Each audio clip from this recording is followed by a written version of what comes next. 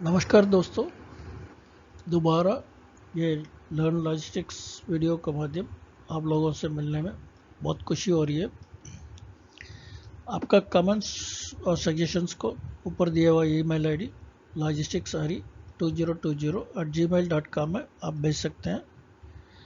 और ये लॉजिस्टिक्स के बारे में ज़्यादा जानकारी के लिए हमारा ऊपर दिया हुआ वेबसाइट www.arilogisticsacademy.com में देख सकते हैं।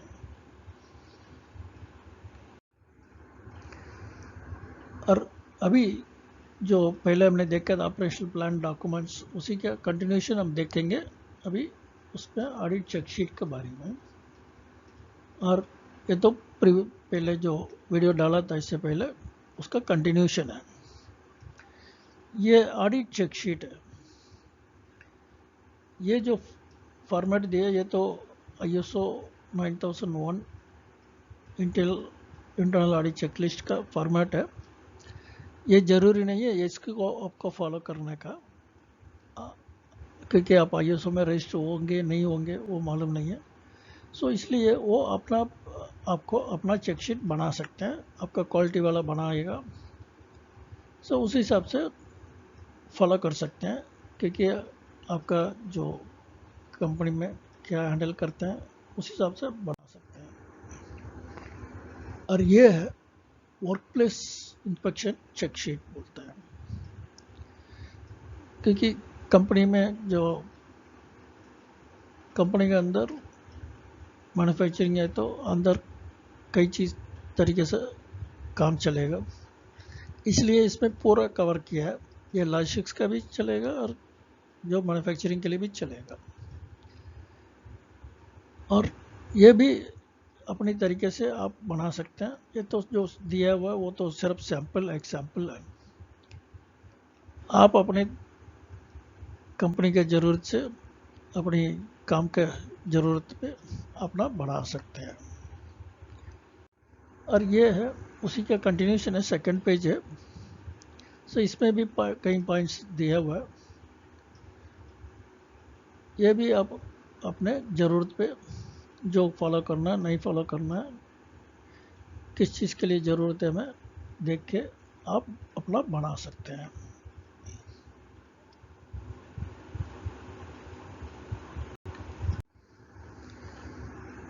और ये है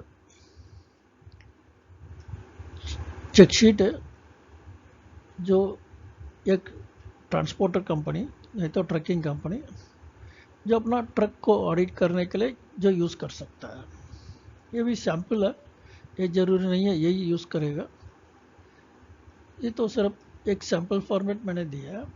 अपना जो सामान उठाने जो भी आप उठा के ले जाते हैं उस हिसाब से अपना चेकशीट बना सकते हैं।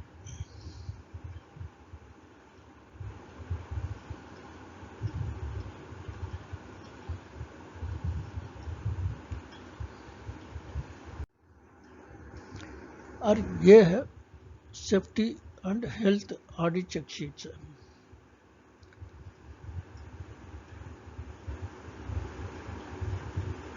ये जो मैन्युफैक्चरिंग कंपनी में नहीं तो कई लॉजिस्टिक्स कंपनी में यूज़ हो जाता है। एक तो सिर्फ एक सैंपल दिया, जैसे पहले बोला था ये सैंपल है, ये ज़रूरी नहीं है इसी को आपको फॉलो करें। ये अपनी तरीके से अपने काम के हिसाब से आप अपना बना सकते हैं।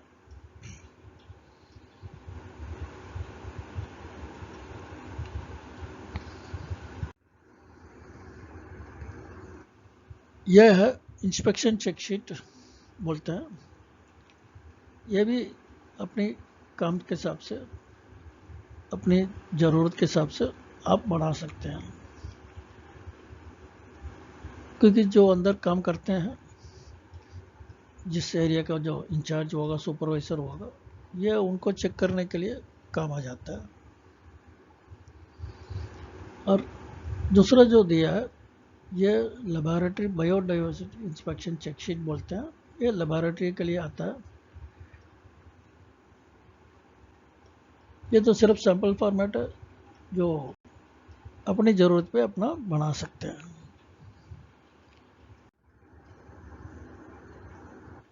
अब दूसरा है ये ऑपरेशनल चेकशीट बोलते हैं, जो रोज काम के लिए, जो सुपरवाइजर के लिए नहीं तो मैनेजर के लिए जो ज़रूरत पड़ेगा चेक करने के समय, ये उनके लिए काम आएगा। क्योंकि एक तो लोडिंग चेक शीट बोलते हैं, एक तो दूसरा अनलोडिंग चेक शीट। क्योंकि कुछ माल हमारे से जाएगा, कुछ माल हमारे पास आएगा, दोनों का चेक करने के लिए लोडिंग और अनलोडिंग चेक शीट है। ये भी अपनी ज़रूरत पे आप चेंज कर सकते हैं, बदल सकते हैं। ये ज़रूरी नहीं है कि यही फॉलो करें, ये तो सिर्फ सैंपल है।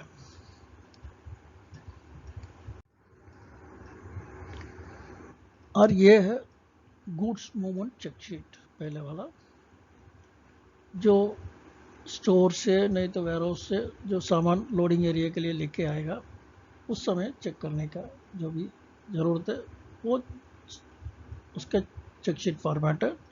ये भी सैंपल है जो अपनी ज़रूरत पे आप बना सकते हैं। और दूसरा जो दिया है ये है लोड होने के बाद जो सामान को रस्सी से बांध के जो सिक्योर करने के बाद चेक करने का है, उसके लिए दिया है, जो बराबर हमने लोड करके बराबर हमने लैशिंग मतलब बांधा है और कंसाइनमेंट को अच्छी तरह सेफ्टी से सिक्योर किया है, कोई दिक्कत नहीं आएगा रास्ते में, ये चेक करने के लिए है। ये भी अपनी ज़रूरत पे आप अपना बना सकते हैं, ये तो सिर्फ सैंपल है। और दूसरा इम्पोर्टेंट डॉक्यूमेंट है ये गुड्स रिसीट, नहीं तो लॉरी रिसीट और कंसाइनमेंट नोट बोलते हैं। ये हर ट्रांसपोर्टर जो लोड माल लेने जाने से पहले अपना गाड़ी में ये बना के देते हैं हर कंपनी को। ये बहुत ज़रूरी है हर कंपनी का, ये एक्नॉलेजमेंट है, ट्रांसपोर्टर का एक्नॉलेजमेंट भी बोल सकते हैं। जो ये माल ये मैं लेके जा रहा हूँ वहाँ तक, इस गाड़ी में लेके जा रहा हूँ करके वो पूरा डिटेल्स लिखा होता है। उसको ये जो नीचे दिया हुआ आइटम है लिस्ट में, ये सब इसमें इंक्लूड कर देना चाहिए था। पहला जिसको जिसने माल भेज रहा है उसका पूरा पता होना चाहिए, स्ट्रीट एड्रेस बोलते हैं, मतलब पूरा पता। और दूसरा है जिसको माल जा रहा है उसका पूरा पता होना चाहिए, और वो भी इनके लिए बिलिंग एड्रेस अलग होगा मगर अनलोडिंग एड्रेस अलग होगा। इसलिए उसका अनलोडिंग एड्रेस अलग है तो वो गुड्स डिलीवरी एड्रेस जो बोलते हैं अनलोडिंग एड्रेस, उसका भी पूरा पता मालूम होना चाहिए। और दूसरा जहाँ से माल जा रहा है और जहाँ तक जा रहा है करके वो मालूम होना चाहिए, और डेस्टिनेशन वही जहाँ तक जा रहा है करके। और तारीख बहुत ज़रूरी है। और जो इसका फ्राइट होगा भाड़ा, वो कौन देने वाला है, भेजने वाला देने वाला है और रिसीव करने वाला देने वाला है, नहीं तो कोई एजेंट, ट्रांसपोर्ट का कोई एजेंट है तो फिर वो देने वाला, ये लिखा होना चाहिए। और कितना सामान लोड किया उसका पूरा डिटेल्स होना चाहिए, और उसका वजन, उसका पूरा डिटेल्स उसमें होना चाहिए। उसका सामान का डिटेल्स बहुत ज़रूरी है, कौन सा सामान है करके पूरा जो वो लोग इनवॉइस में लिखते हैं भेजने वाले, वो पूरा उसमें आ जाना चाहिए। और वो कितना नंबर हमने लोड किया, नहीं तो कितना वॉल्यूम, वॉल्यूम है तो उसमें क्यूबिक मीटर में आ जाता है, तो वो लिख के होना चाहिए। और साइन कर देना चाहिए नीचे जो भी लोडिंग के लिए, और ये साइन जीसी में साइन करने के लिए ऑथराइज्ड है, उसको साइन कर देना चाहिए। और उसके पीछे ट्रांसपोर्ट कंपनी अपना जो कंडीशंस होगा, टर्म्स एंड कंडीशन, ये माल ले जाने के लिए वो पूरा पीछे प्रिंट कर देना चाहिए, नहीं तो लिख देना चाहिए।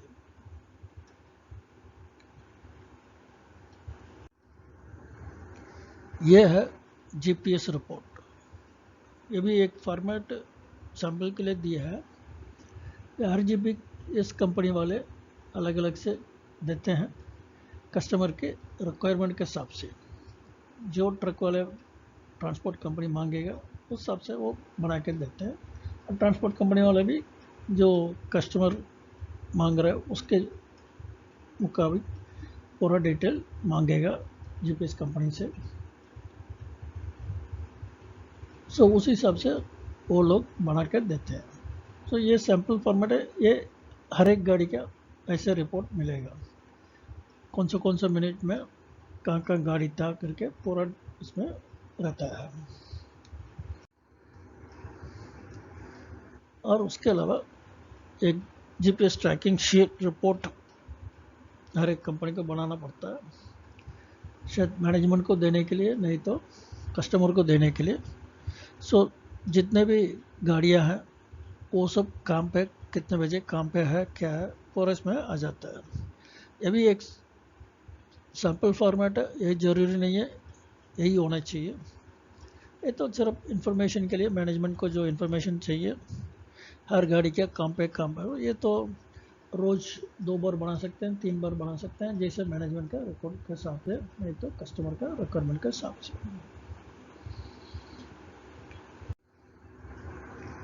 और ये बोलता है एक्सीडेंट रिपोर्ट, नहीं तो इंसिडेंट रिपोर्ट। हमारे काम में कभी कोई दिक्कत आ सकता है, इसलिए ये रिपोर्ट बनाना बहुत ज़रूरी है। क्योंकि ये रिपोर्ट बना कर रखेंगे, जैसे पुलिस में एफआईआर होता है उस हिसाब से जो इंसिडेंट और एक्सीडेंट जो भी देखा है उससे पूरा एक्चुअल में क्या हुआ था करके इसमें लिखना पड़ता है। सो ये बहुत ज़रूरी है, हर एक कंपनी को फॉलो करना चाहिए। कई कंपनियां फॉलो नहीं करते हैं ट्रांसपोर्ट कंपनियों में, मगर लॉजिस्टिक्स कंपनियों में ये फॉलो करना बहुत ज़रूरी है।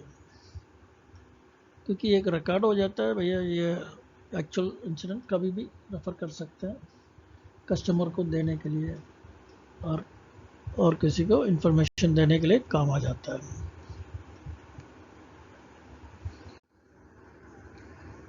चौथा है केपीए, यह ट्रांसपोर्ट के लिए सैम्पल फॉर्मेट है। ये ज़रूरी नहीं है ऐसे ही बनाना है, क्योंकि पहले तो क्या क्या हमें मॉनिटर कर देना चाहिए, परफॉर्मेंस, क्या क्या परफॉर्मेंस हमें देखना है वो लिख के रखना है। और टारगेट क्या है उसमें, टारगेट, अच्छा टारगेट 100% हो सकता है, मगर कम से कम इतना तो हमें अचीव करना है करके हमें अंदर कमिटमेंट होगा। सो वो कमिटमेंट भी रखना चाहिए, फिर उसकी इसी मुकाबले फिर रिजल्ट देखना चाहिए। और उसके लिए क्या क्या क्राइटेरिया है, मतलब ये 100% है तो ये 100% कैसे आ सकता है, उसके लिए कंडीशन क्या है वो लिख देना चाहिए। ये कंपनी में फॉलो करना अच्छा है, मगर कई कंपनियां फॉलो नहीं करते हैं, मगर कस्टमर लोग आजकल बहुत डिमांड करते हैं इसका।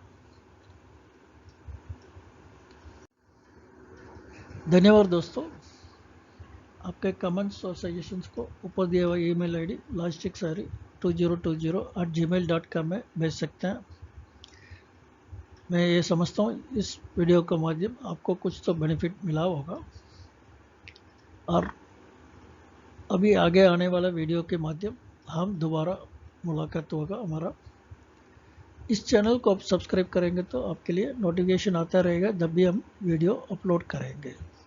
धन्यवाद दोस्तों।